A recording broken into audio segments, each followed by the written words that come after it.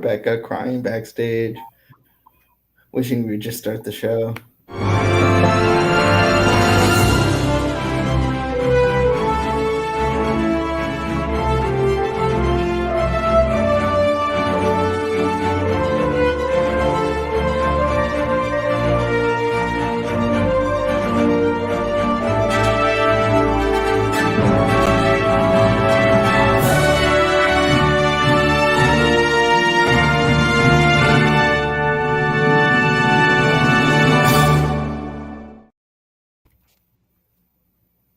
Hi, Mack. Hey, how's it going? Good. How are you? Good. I am really excited to talk about Loki. So I can't wait till we get there. If only these dang comics would get out of the way of Marvel time. Wow. Like, the comic book guy in me is just like... No, I still still get excited about comics every week. It's just, why does Marvel have to double things up on us and throw Loki out on Wednesdays too? And yeah, this Wednesday's the new Friday thing. It just really isn't working for me. I mean, I like that it's not Friday, so I can get a movie in on Friday, but Wednesday's comic book day. Yeah, it's already taken. Can we pick a different day? I feel like Tuesday's got nothing going on. Isn't Tuesday when music comes out typically? I guess I don't know if that's the case anymore. I couldn't tell you. It used to be. Well, let's jump into our comics here. Starting off with Iron Man number 10. I think we read we talked about the first issue on here for this Christopher Cantwell Iron Man series, and I don't think we've revisited it. Oh, maybe we have. I don't remember. The comics all blend together at this point. But so we're back for number 10. What did you think about this issue? I mean, without knowing really what's going on, I didn't feel out of place, which, like an X-Men book, I would have. Right. And, they have this sort of like, who's the man behind the mirror kind of thing, the the Wizard of Oz of this little world. And I was like, oh, who's it going to be? And of course, I'm like, Mephisto, just because everything's Mephisto. And I was like, I didn't expect Stiltman. Yeah, that's definitely for sure. One of my notes here is we have Stiltman and Ultimo. What year is it? Right. I just expected Doorman to show up. Right. Yeah. I mean, you need some other like B-list characters thrown in there. Yeah, this is definitely strange. We read an issue earlier in this series where Korvac was involved, and whenever he's involved, you never know where the series is going. So I didn't fully expect to understand where we were at this point when I saw even the cover of this. So I was on board with, just along for the ride. I liked this issue. It wasn't my favorite. I got some Planet Hulk vibes out of it. Mm-hmm. Kind of felt similar to that. Not a whole lot happens. This is a very personal issue for Tony Stark. It's all about his mentality and dealing with, the problems he's been dealing with for a long time with addiction and stuff like that. So it was cool for an Iron Man fan, really. But then again, just like so strange that you mentioned it. There's that guy behind the curtain, and it's Stiltman. That's very, very odd. The other thing that I thought was funny was so Tony can't take off his helmet because he hurt his neck. It broke his neck or something. So he has to keep his helmet on. Which, like, when you're reading it, you're like, oh wow, they couldn't get like the actor who plays Tony Stark to be in this, and you're like, no, wait, it's such like a trick they use when they can't get the real guy, right? Right. Yeah, I remember when Disney bought Power Rangers, like there was a Ranger that couldn't transform back for like 3 weeks, and it was because like he wasn't available, he was on vacation or something, and like it just really felt like it's kind of like how Monsters at Work. I don't know if you've seen it. It kind of feels like it was filmed during the pandemic because there's no crowd shots. It definitely. I just thought it was it must come into play at some point. But if it was a movie, you'd be like, oh, you just don't want to pay it's like right, like he was filming something else or whatever. Yeah, Robert Downey Jr. was not available for the drawing of this comic. On to our next issue. We're going to jump into the X universe here a little bit, which is our favorite thing about the Marvel universe. And we're going to go with Way of X, which I will say has been my favorite ongoing, maybe aside from the recently started X-Men series. This has been my favorite X universe comic. What do you think of this issue? Yeah, I mean, I still think it is. I don't know that I love this issue as much, but I did like the stuff between Legion and Xavier. Yeah. You know, so often like you forget like they're related. I mean, it's kind of like the whole point, but at the same time, it's like they never act like they're related. And you know, Onslaught just seems like he's around the corner. It seems like a very important book, or it's going to fizzle. Like it's either has to play out in a big way, or this is going to be silly. And I'm curious to see which way it goes. Yeah, I totally agree. I've really liked this series, and this issue I think took a step back a little bit. It didn't do anything that was detrimental to the story, but it also didn't really focus on the main part of this story that had gotten me so excited about it from the beginning, and that's the stuff with Onslaught. We've kind of gone in a different direction for at least half of this issue, probably a little bit more. And so it was strange to get away from that, and I'd like to get back to that Onslaught story. I agree. I really like the stuff between Legion and Xavier. I mean that is the meat of this story, really. So I'm looking forward to getting back into that, and hopefully they can kind of get away from this B story that's been going on. I also have to appreciate a comic that teaches the lesson that all of your problems can be solved with comedy and ice cream. Yeah, that part I didn't mind at all. Actually, it was one of those things where it just didn't feel. It felt like there was moments that were great, but just didn't have sort of a cohesiveness to it. Yeah, it didn't feel like an issue. Just sort of felt like bits. Yeah, there's lots of different things going on, and I wish this series would just stick to the main, through line here. I do want to ask the question: do you think we can trust Legion? Like, he seems to be, on the straight and narrow here, but with this character, you never really know. I don't know. I'd like to think you can.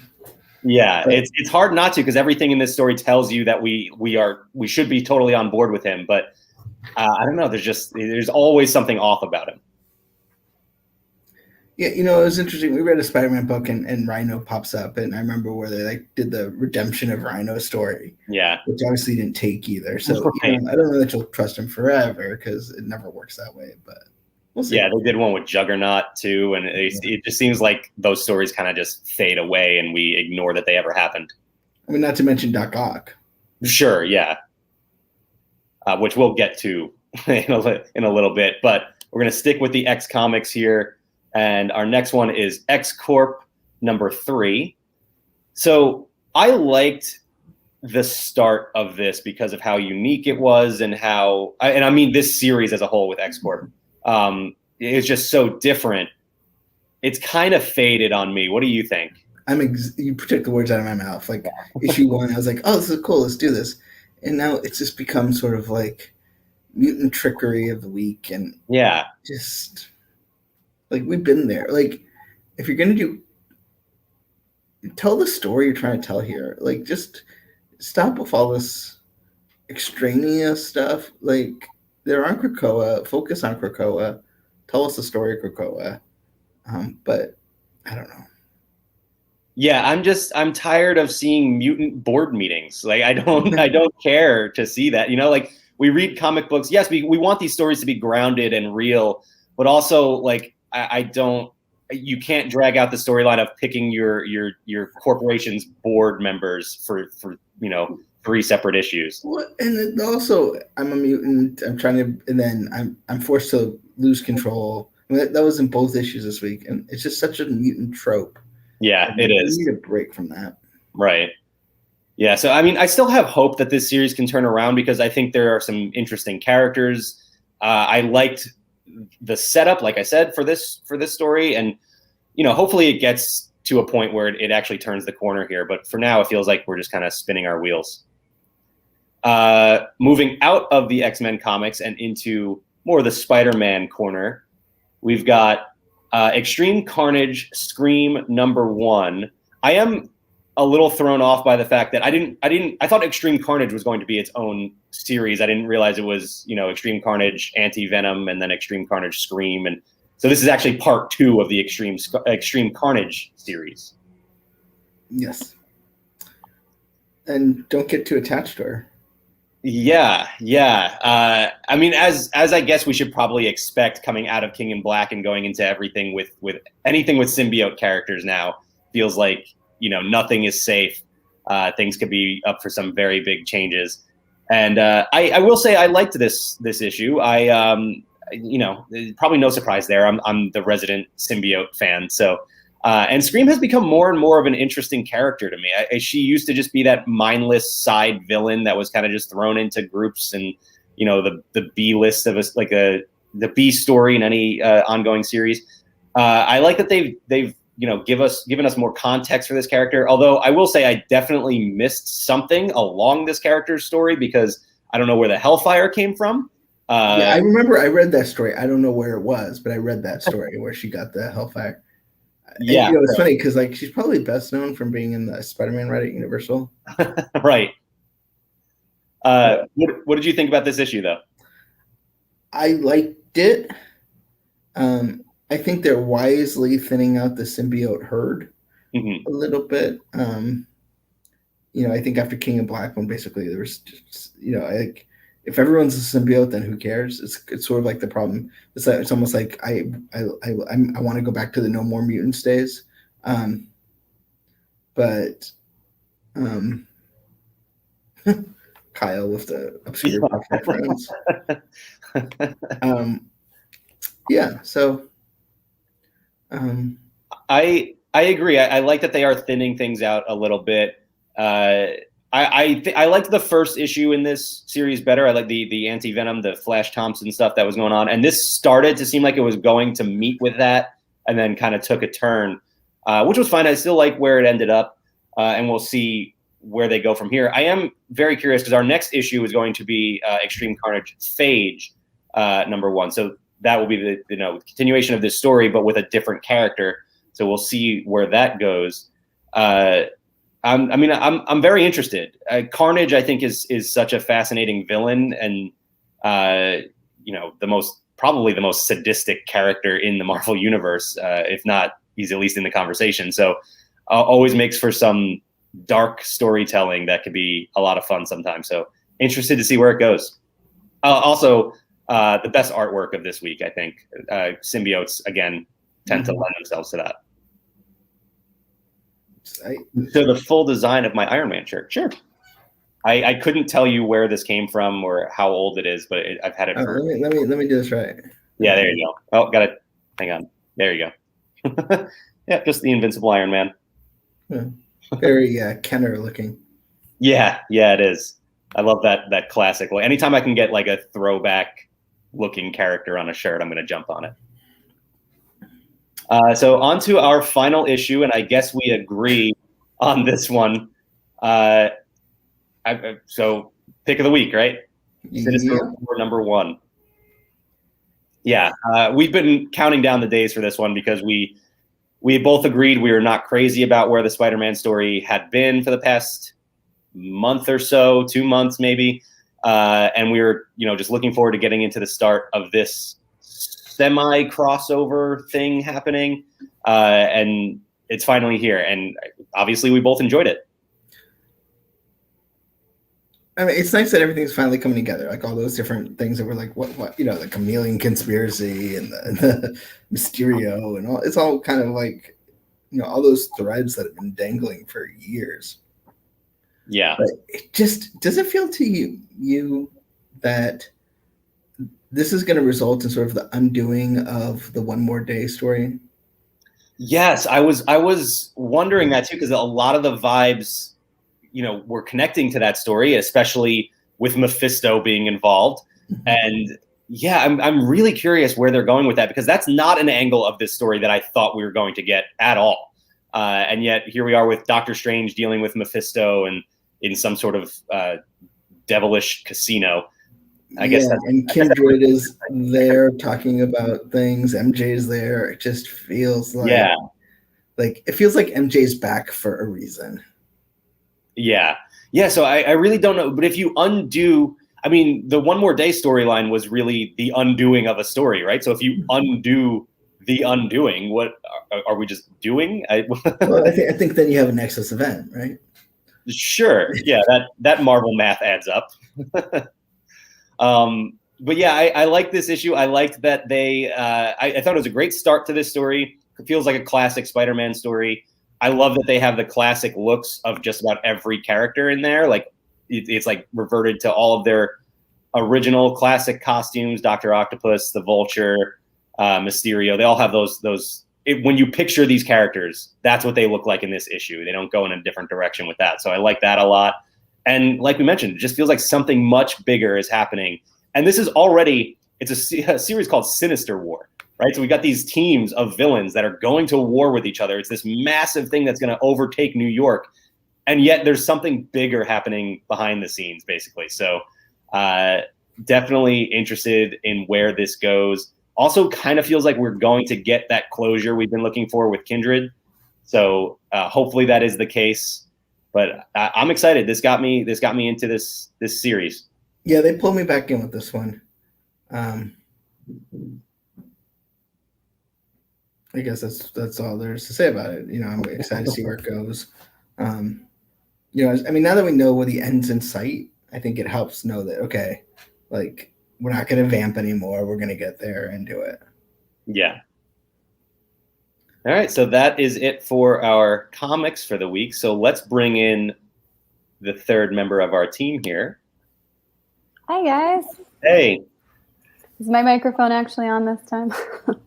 Well, it sounds good. So as far as I can tell, yeah. So Bekah is going to join us to discuss this finale of Loki that we had.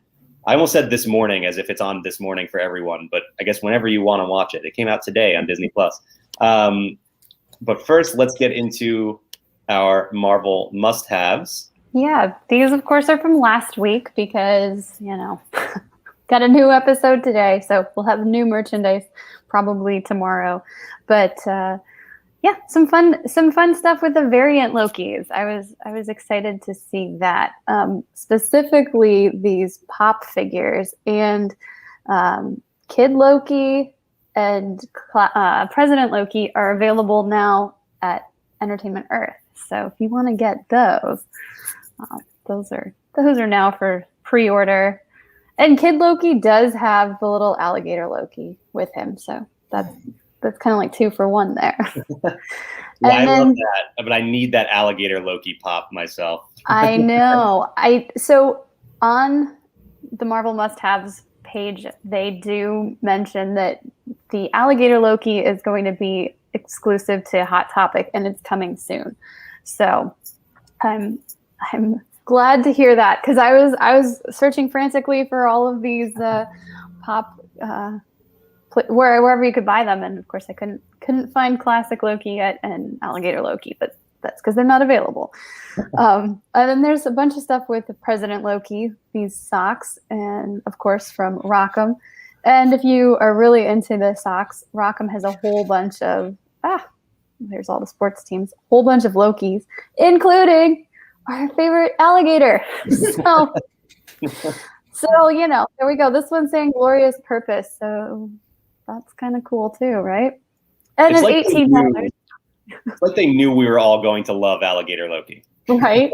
I can't imagine being on the design team and just not being able to say anything, but probably being so excited about all of this. And then one of my other favorite items, of course, there's shirts.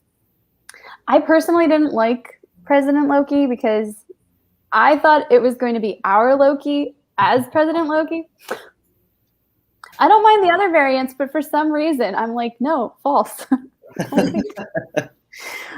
These earrings, this earring set is kind of fun. And that's available at Entertainment Earth. So I actually bought this for my sister, and I know she doesn't watch this, so I have no problem saying it's been pre-ordered and will ship to her soon. But did she watch Loki? She does watch Loki, okay. Yes. Oh, yes. We text about Loki all the time. So that's what I thought you meant when you said she doesn't watch this. I was like, she's going to be very confused by this earring. No, she doesn't watch me on here. But yeah. And then, I'll just quickly, coming soon, we've got some limited edition, like this tie bar and the campaign button. Kind of fun. And of course, more Cos babies. Oh, yeah. Be on the lookout for plenty of new Loki merchandise. Oh. Actually, that pin is available. Sorry, I did write about that. Not that pin. Sorry, a different one.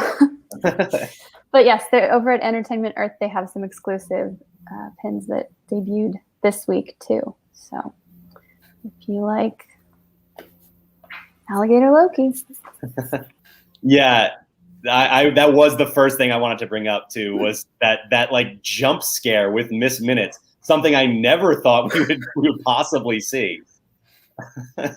Yeah, I love that they did that, especially since people had thrown out the theory. Benji, I think you mentioned it last week, that Miss Minutes was potentially the one running the show, and I love that they kind of like threw that at us first thing. So that was pretty funny that they started off with that.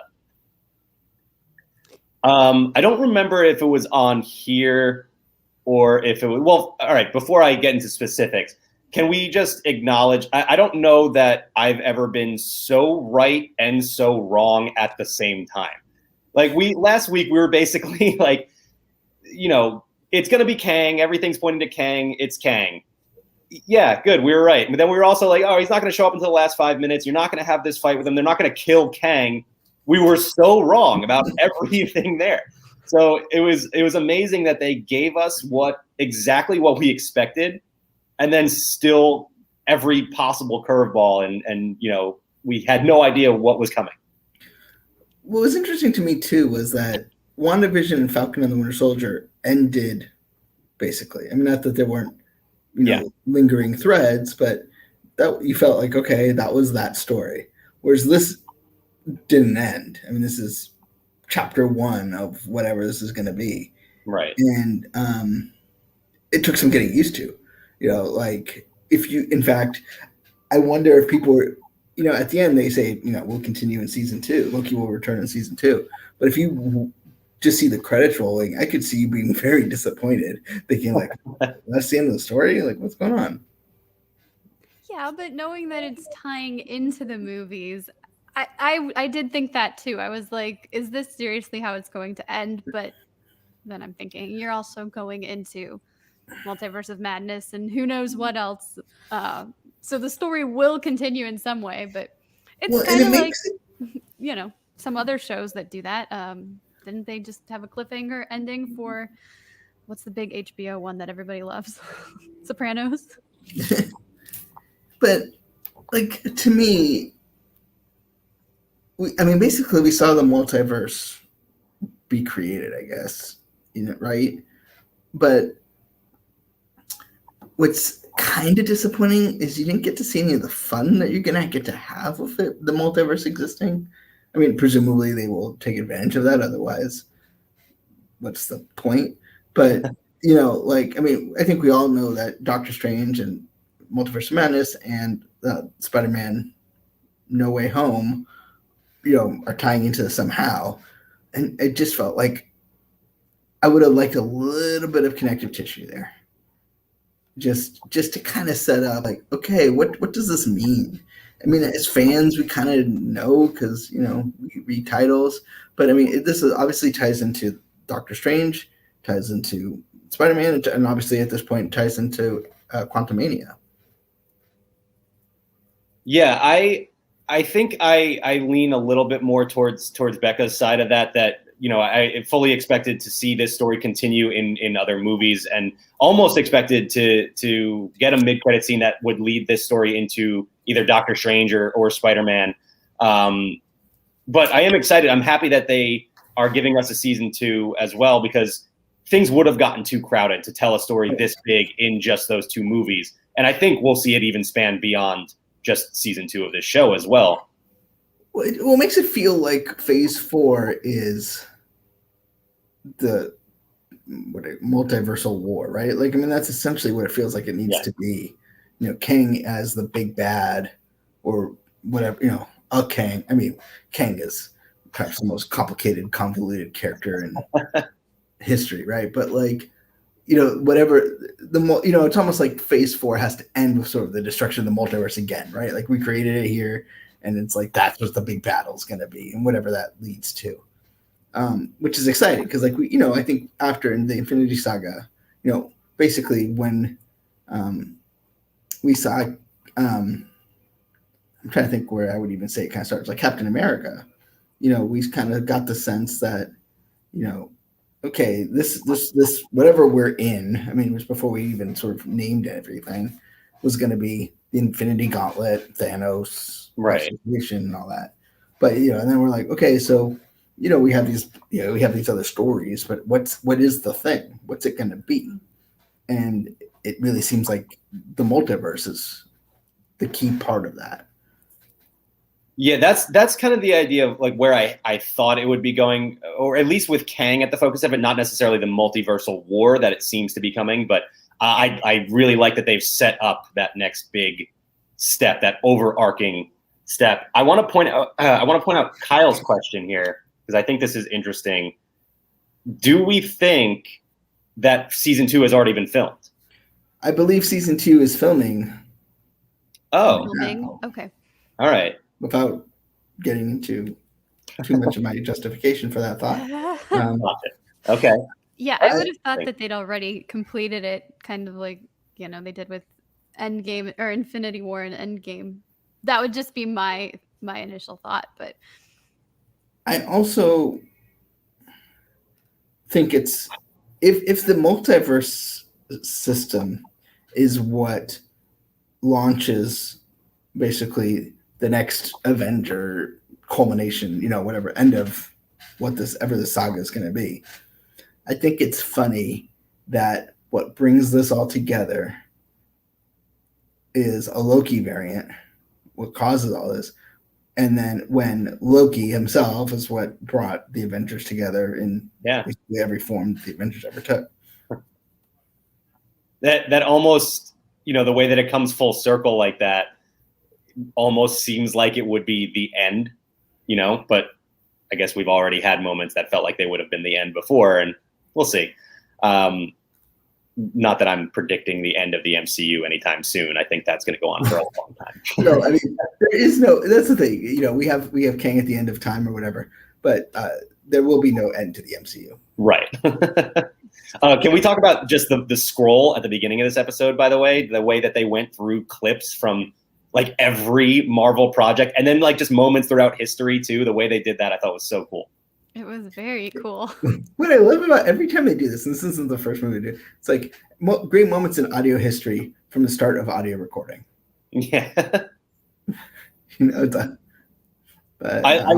I liked after they had moved on to the like from the Marvel stuff into like actual moments in history. It was like they go through like Nelson Mandela, like Maya Angelou, and then Vision sneaks in there. Like they go through these great names, and then Vision's line is thrown in there later on. Yeah, that's what Kyle was saying. I was like, okay, I see that. I totally got on my phone and I saw grief persevering trending. And I'm like, oh, I need to get off my phone. Like that's what reminded me. Like, oh wait, hang on. Yeah, Kyle this morning he was gonna check something, news or Twitter or something, and he was like, no, I'm not gonna do that until we're done watching the episode. No, Wednesday morning you check to see if you have any texts, any emails, then you put your phone away until you watch Loki or whatever. Someone had to write an article today before I watched Loki saying Loki's returning for season 2 before I got to see it. So I'm sorry. A performance coaching moment on that. I am glad though that they were able to announce it at the end of the first season, and that we don't have to wait to find out if there's going to be more to the story, and also we didn't have it like prematurely announced, so it was kind of a fun, at least for me, a fun reveal.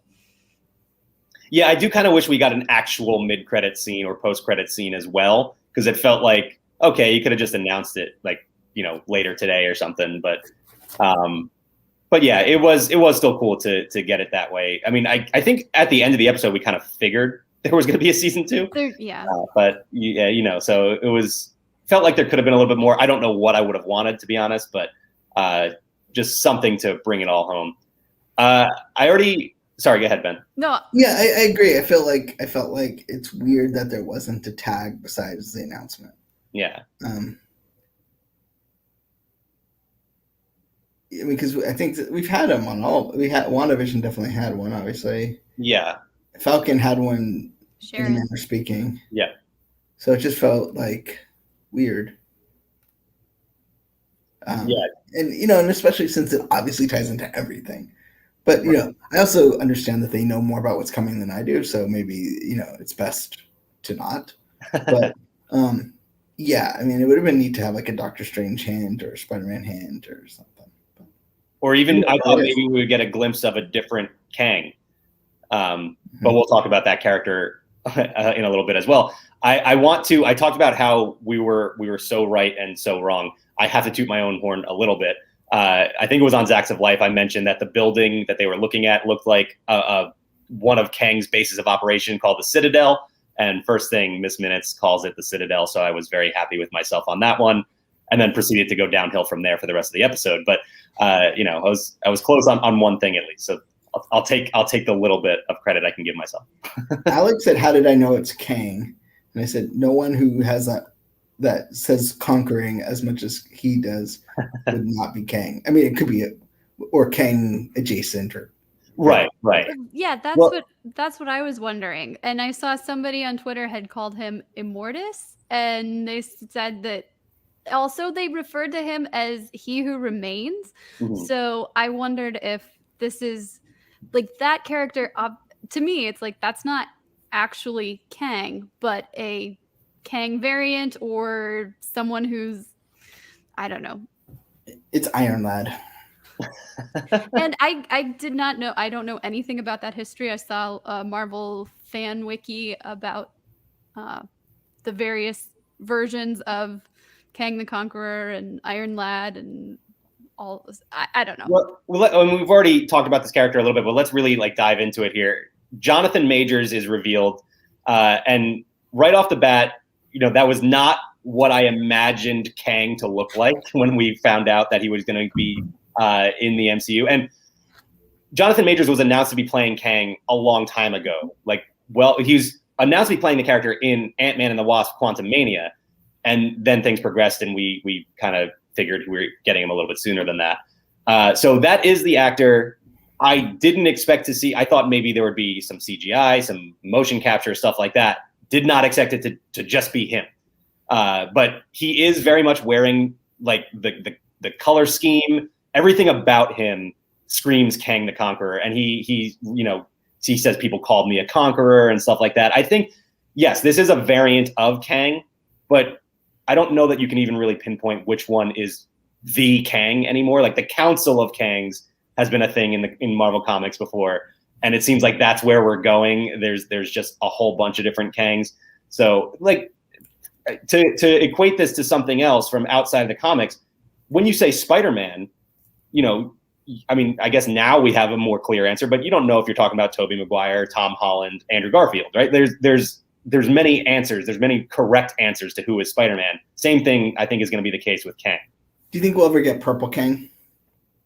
That's what I expected to see, to be honest. I mean, but I'm not sure if they are. Like when we see whatever these other Kangs are they all going to look the same? Are they going to look exactly, in his human form? Or are we going to get that big CGI Kang that I expected?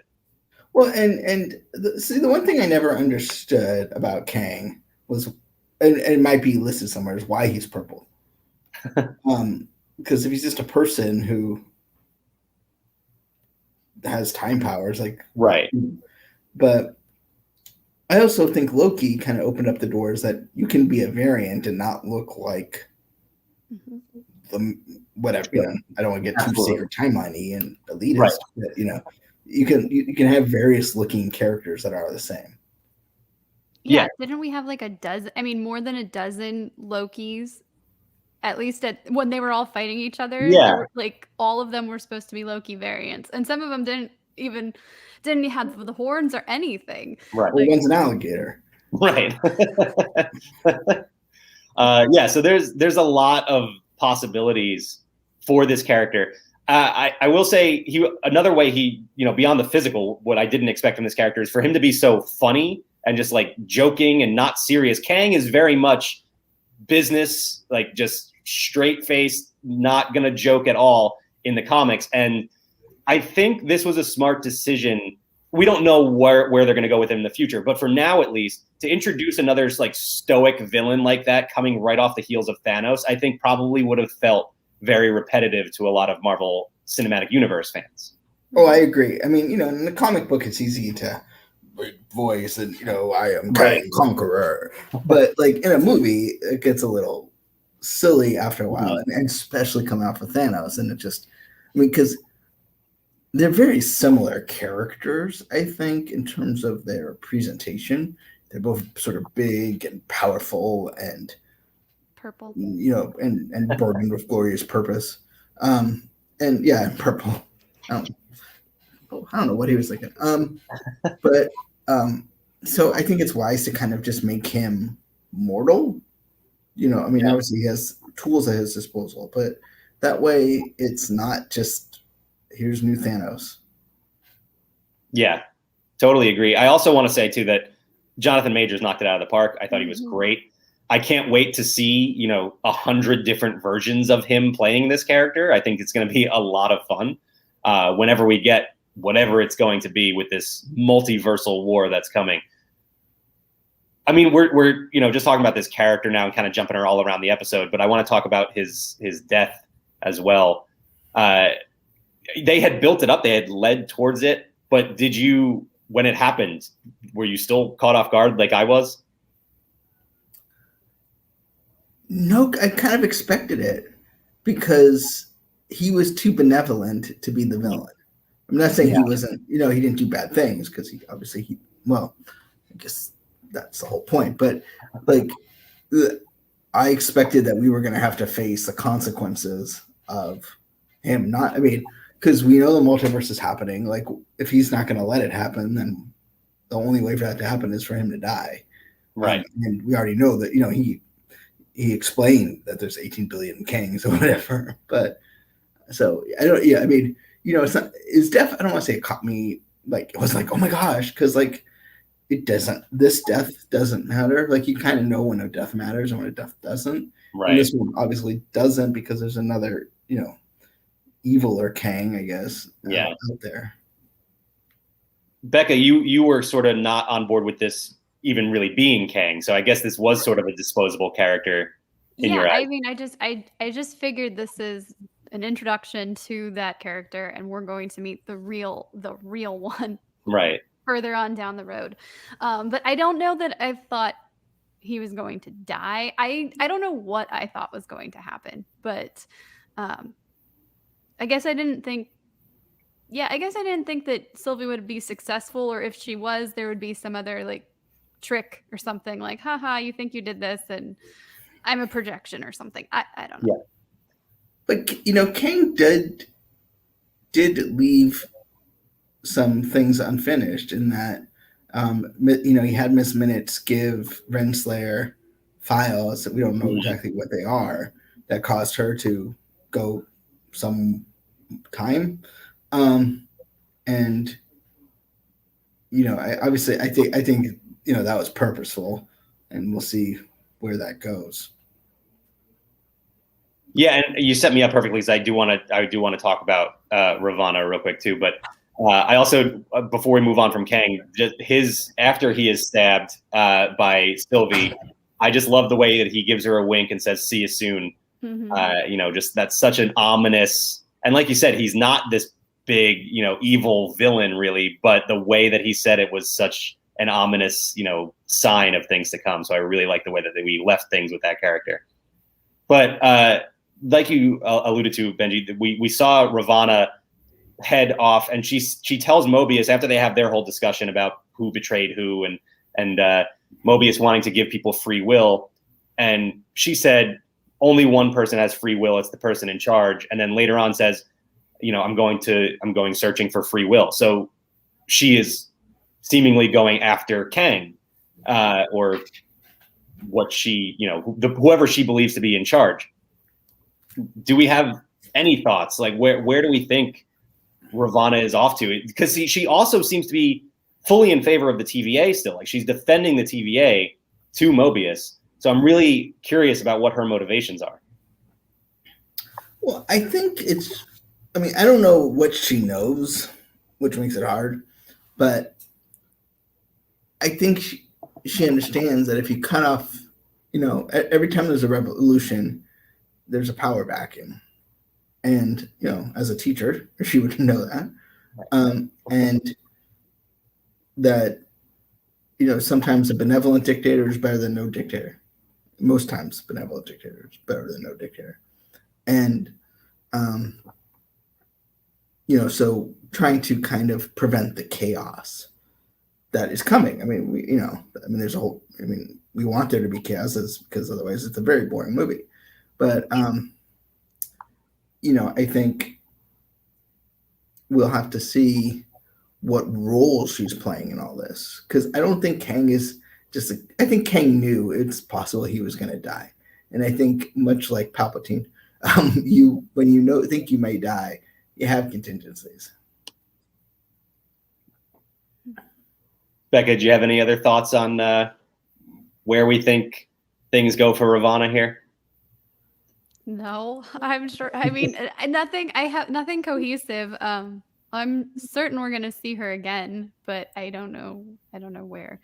Do you think we'll see Miss Minutes again? Do you think she'll be like every Kang will have like their own version of Miss Minutes? That would be a cool way to do it. She definitely seemed more ominous in this episode, right? Like she was more sinister, as sinister as a cartoon clock character can be. So that was pretty fun to see that, and yeah, I'm interested to see what role she has to play if we do see her again. But definitely interested in Ravonna. We talked about her being one of the most interesting characters earlier in this show, and just how her motivations are such a mystery to us. And knowing what we know from comics, I have an idea. I guess I don't want to spoil things. I don't know if it is a spoiler or not, but yeah, she'll have some involvement with Kang. We'll say that. If they stick to the comics, who knows? Any other? Sorry, go ahead, Bekah. No, I was just gonna say I don't think they'd introduce someone. Well, I don't know. They've killed off other characters too, but I don't think they've introduced her to just not utilize her later on. Like I think there's definitely more to explore. Just like with Agatha, I'm certain we're gonna see her again too. Like these are really interesting characters that it'd be a shame if they didn't, use them further. Absolutely. Any other thoughts on Loki before we move on to our news? It's the best of the Disney Plus shows, right? I would agree with that. Yeah, so far. Oh, I would say yes. Best of the Disney Plus shows thus far. But WandaVision was more fun. Yes. I agree with that. And I don't know if this is on your list, Mac, but can we talk about the success that Marvel had, the Emmy nominations, with both Elizabeth Olsen and Paul Bettany getting nominated for best actors in a limited series, the show getting nominated as a limited series, Falcon and the Winter Soldier getting some nominations in the creative arts categories, Agatha All Along getting nominated for best song. If it didn't, come on, what are we even doing? Right. So, by the way, I feel the same way about Elizabeth Olsen's nomination. If she hadn't been nominated, I don't know what acting is at that point. Then, right. So, Right. But it's funny too because it's like the opposite of the Oscars. Like the Emmys, for some reason, allow these shows to be nominated, whereas at the Oscars, Avengers is never going to get nominated for Best Picture, no matter what they do. Right. And it's cool to see. It's nice. It gives you someone to cheer for. And the part of the problem with TV is it's so fragmented right now, right? Like it's not like we all watch the same 12 shows. Like growing up, like they were all shows we watched. Whereas and then HBO came in, and I don't watch a lot of HBO, and I have to come cheap. And or then it became like Amazon and all the, like Netflix, and it was just like, it's not that they're bad shows. They should have won. I'm not saying they shouldn't, but it was just so fragmented. But to have shows that like actually capture the cultural zeitgeist is pretty cool. Yeah, absolutely, totally agree. And it is nice, like you said, to see that with TV because again, we don't see it with movies. So at least we get that satisfaction somewhere. Yeah. All right, so diving into some more Marvel news, we got this tease last week, right at the end of our talk, and so we learned some more about the what is the actual name? Quantum Encounter, Avengers Quantum Encounter aboard the Disney Wish. Let me see if I can get the exact wording here. Basically, it's going to be a dining show experience thing. Ant-Man and the Wasp will be giving a presentation on superhero technologies such as Captain America's shield, Iron Man's arc reactor, and the PIM particles. And then they're introducing the quantum core. But of course, as is the case with any Marvel story, things aren't going to go according to plan. And a villain is an unnamed villain, by the way. I like that we don't know exactly who it is going to be trying to steal the quantum core. And of course, things go haywire and you have this fun dining experience. So, I mean, this sounds like a lot of fun. I think they picked great characters to have guests interact with as well. Yeah, isn't Captain America and Captain Marvel, or did you just say that? They're going to be part of this too? Well, they said Captain America's shield will be part, like they're showing off, that the technologies from all different superheroes. So I guess I'm wondering, will this mostly be like Ant-Man and Wasp actually there, but then everything else will kind of be projected on screens or like voiceovers, or will there be like an actual person as a villain running around? I don't know. Ben, you've been on the ships before. It's hard to tell. I mean, they could do it either way. I mean, obviously, the thing with the ships is staffing is always the issue. So, I don't know if it's gonna be, obviously Ant-Man and Wasp here are pictured, which is a fair bet, but I don't know if the villain will be physically there or not. I guess there's a lot of questions, and but and I kind of don't want to know. Yeah, I agree. We get so much information ahead of time with so many different things. It would be nice to get into this experience and be surprised by all the details, like who this villain is and whether or not we see them in person or if there's any other characters involved. Yeah, I think we know enough and that we want to go, and so we'll go. Yeah. Yeah, I think the Disney Wish had kind of sold us all already anyway. I don't think they really needed to push too much harder, but yeah, they've got us hooked. Probably the biggest thing for, at least for like the MCU or MCU adjacent, whatever you want to consider this, we got a trailer for Marvel's What If, and a release date, August 11th. We'll be getting the debut on Disney Plus. I can't wait for this. I've been looking forward to What If for a long time. And I think the more casual MCU fan will be turned off a little bit by the animated series that's not necessarily a continuation of the story. But I think this is going to be a lot of fun and catches a lot of people off guard. I got a question. Awesome. Yes. Knowing what we know now, I think we originally thought that the show was just going to be like, what if? But knowing now about variants and all this multiverse, and do we think that it may actually, I don't know, play into it? I had the same thoughts as we were watching Loki. I thought, this is opening the multiverse. Like, these are things that are existing, not within the MCU, but within the MCM, the Marvel Cinematic Multiverse. So, these characters who, people are going to treat as this one-off little story, it's very possible that we see that come back with the multiverse being introduced. Yeah, I could see that too. I won't be disappointed if they do that. I guess I'm personally not expecting that they will, but I wouldn't hate it if they did. So this trailer gave us a look at a bunch of different episodes, and this is like an anthology series. So like every episode is a different story that they're showing us. What is there one that you're particularly excited for? One you're most looking forward to? I want to see T'Challa as Star-Lord. Benji, what about you? I think I want to see anything with Howard the Duck. Yeah, Oh, we yeah, did get that's a right. brief glimpse of Howard the Duck in there. I'm wondering if that might just be in that Star-Lord one, or there's a Gamora one as well too, so it might be there. What if George Lucas did not make Howard the Duck? Don't take me back to that movie. We talked about that on Who's the Boss a few months ago, and it's still painful. I think I'm looking forward to Marvel Zombies. The comics were fun, so I think that's going to be really interesting.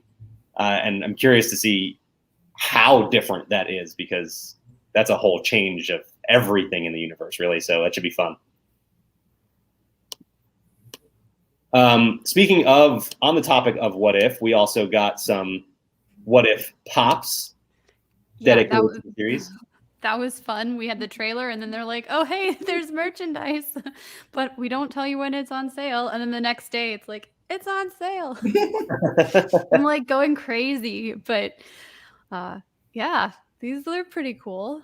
Some of them are available for pre-order, and some of the exclusive, different retailer exclusives have already sold out pre-orders, at least, as you would expect. What's the Doctor Strange one? He's Doctor Strange Supreme.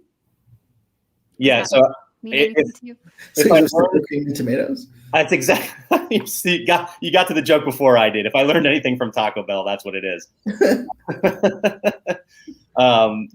Yeah, I'm. These are awesome. This is also unfair because even if you're telling me if I was to continue my collection, and even if I collected every single Marvel character, now I got to collect different variations of those characters too. So, man, you're making it tough on me, Funko. I'm running out of space. I can't keep doing this. Ben, you briefly mentioned. Well, you brought up. Are we going to talk about Marvel's success? This is where I thought you were going to go. The success of Black Widow in its opening weekend, which I don't think that in general surprises anybody. I think we knew this was going to be a very successful movie. It's the next MCU, addition after we had waited for so long. But $215 million opening weekend with $60 million of that coming from Premiere Access on Disney Plus. I mean, it seems like a very successful opening for this movie. And I think, I don't want to skim over the fact that they announced it is going to put pressure on all these other guys to kind of start being a little more open about their numbers on these things. Because right now we don't know, this just by, cultural zeitgeist, like what's popular on Netflix, what's popular on anything. And so obviously Black Widow found success in this hybrid model. We'll see what they kind of do moving forward. I mean, I'm old school. I still like theatrical. And then go. I mean, honestly, I wish I could have seen Loki in a theater. Yeah, like, just seeing at least the finale. Like, you just want to have that interaction. But I'm glad it was. I'm glad it was successful.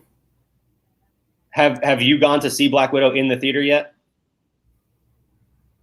I have. Okay. Yeah, it's something I still would like to do because I'd like to get that experience. Obviously, now it's going to be a little bit different because we're past the opening weekend. But I did enjoy watching it at home, not having to worry about what's going on around me in the theater. But that theater experience, you're right, there is something to be said about that as well. Yeah, and I mean, it's. I mean, obviously, we're not good harbingers of. We don't get to always see the movie the way we want to see it the first time. I mean, even when we were in theaters and you go to a critic screening is totally different than a fan screening, like a regular screening, Yes, absolutely. And so one of the things you give up by having this job is you kind of give up that getting to see the movie for the first time in the way, with other fans. Mm-hmm. But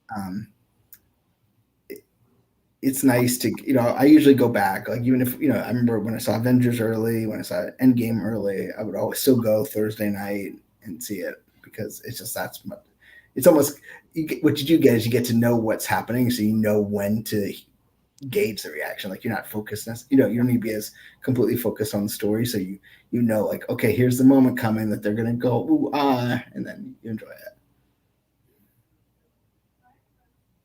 So back on just to reference again real quickly how wrong we were on last week's episode. We talked about Comic-Con, San Diego Comic-Con coming up, and that potentially being where we would get some Marvel Studios announcements. And then, I mean, maybe an hour later, we learned that Marvel Studios was not going to be a part of San Diego Comic-Con at home. So, see, I was thinking more of like Marvel Comics. Yeah. But then at the same time, they only have one panel. Yeah. Just on X-Men. Yeah. So I feel like they were listening to us because we talked about What If and we talked about the Disney Wish and then we talked about SDCC and it was like within however many hours they're like haha everything you talked about. Yeah, it didn't last very long too because it was like immediately afterwards we got this news. And then, we talked about how we were waiting for the announcement of What If, and we got that trailer, the next day or something like that. So, so we got the announcement that we wanted, I guess. It just came a lot sooner than we expected. To come full circle here, we're going to wrap up with a few pieces of comic book news. We got a look at the cover for Venom #1. So Donny Cates and Ryan Stegman's run on Venom has come to a close. And now we're going to be picking up, I believe it was Al Ewing, right? That is correct. That's picking up Venom from this point on. Yeah, so that's exciting. So we got this look at this first cover. And if you read Venom #200, this is not Eddie Brock in the symbiote. So I'm excited to see where this goes from here. All they had to do was name the comic Venom, and I'm on board anyway, but we're definitely looking forward to it now. The death of Doctor Strange, we learned about a couple of tie-in issues that will be coming. We know we've got Death of Doctor Strange, Avengers, and then Strange Academy tie-in as well. And those will be coming. Well, so Death of Doctor Strange comes September 22nd. Those two tie-in issues will be October 27th. So this is going to span at least a couple of months. I'm very interested to see where this story goes. We've talked previously when we got the announcement of this main story. Deaths in comic books don't tend to last very long unless you're Uncle Ben. So we'll see. We'll see how long Doctor Strange is actually gone. And then finally, we got Eternals Forever. And this is going to be, they touted it as a good modern introduction, a good jumping in point for the Eternals. So I like that. We know we have the Eternals movie coming up fairly soon. So getting, a way to introduce fans to these characters. We had an Eternals series start, the middle of last year, late last year. Yeah. And that one ended up, I thought it was going to be a good introduction to the characters, ended up going a very different direction with a totally different story from what we'll see in the movie. So hopefully this will be a good way to introduce fans to that movie. And that's coming October 13th. Yeah, I feel like that series was timed to when the movie was supposed to come out. And then you open it up and you're like, I don't know, like it was way out there and not accessible at all. And the Eternals are hard enough to understand as it is. Right. So I'm hoping that this is a little bit more in line with the movie, just because the movie will help sort of familiarize characters. Most characters we don't get to know through comics, like Spider-Man, I'm sure we got to know through cartoons, and X-Men, obviously the 90s series. So it's just a great way to kind of give you a primer so that then you can go on and get into the weird stuff. This is a random question. Do you guys think that the Eternals in the MCU will be beyond this one film? Like, you know how we have several Thor movies and several Iron Man movies. Will the Eternals have like more stories, or do you think this is kind of a one-off and maybe certain characters will appear throughout the MCU? I kind of presume that there'd be more. I don't know what the thought is, but the precedent is set that unless it's as bad as The Incredible Hulk, there's going to be more than one movie, and that was a different studio. So I think we can expect to see some more Eternals, and I think we will also see them cross over into the bigger stories as well. So yeah, I think I could even see actually Black Knight as a character who will be appearing in this movie. I could see him getting his own solo movie or series afterwards too. Okay. And I even thought Black Widow would be a one-off, but then I was proven wrong. At least in some way, maybe. Right. We'll see where that goes. All right. Does anybody have anything else before we wrap up? I just want to say on Black Widow, we're gonna have 2 interviews. We got Olga Kurylenko, who is going to be who plays Taskmaster in Black Widow. We have an interview with her as well as the composer of Black Widow. So check those out in the coming days. Can we guarantee that she will be saying more in that interview than she said in the entire movie? Yeah, she did say more in that interview. She didn't. Okay. I would tell you right now if she said any bombshells, but she didn't. So she did talk, which was nice. She has a voice. Okay. Good. Just making sure. Yeah. Otherwise, it'd be a really short interview. Yeah. I want to plug Zacks of Life real quick. We have another episode out that came out on Monday. We just we drafted partners for an escape room, so that was a fun draft. Doobie joined us for that one, and then we'll have another episode next week. I wonder who's on his team. Yeah, the first pick was fairly obvious this time. Yeah, Kyle said that you told him he better pick first because if he doesn't, somebody was gonna steal his pick. Yeah, I told him I was gonna steal the pick. So, all right. Anything else before we close out? I think that's it. We all got to get back and watch Loki again. Yeah. And then do we have a Disney or sorry, what do you call it? What's the thing called where the next week? I want to say Disney Gallery, but that's not it. Oh, Assembled? Is that it? Yeah, it is. Because Marvel Legends is one. Assembled. I kept thinking, okay, yes, Assembled. Yeah, have we gotten an announcement for that? Not that I know of. I guess we just assume that that's going to follow the week after at this point, huh? Let me see. If you give me 1 second, I can Google Disney.bundle.media relations and see what they sent us. I believe they're doing one, but I guess I would hope so. Or maybe they have to wait until season 2 is done and they'll just give us one massive, here's everything we filmed for Loki. I guess I'm wrong. It's not listed here. Interesting. They have to do one for this because they've been fantastic for the other 2 series, and this is one where I would. I am wrong. I looked at the wrong date. On July 21st, we have Marvel Studios Assembled: The Making of Loki. Yeah. Awesome. Yes, definitely looking forward to that, and we'll talk about that next week. And then the other thing is that. So that's next week. And I don't see one for Black Widow. Oh yeah, we had wondered if MCU movies were going to get one of these as well, and I guess that's our answer right there. Although I might wait for it to be like on Disney Plus, like that's true. Yeah, so that makes sense. A larger audience. Mm-hmm. Yeah.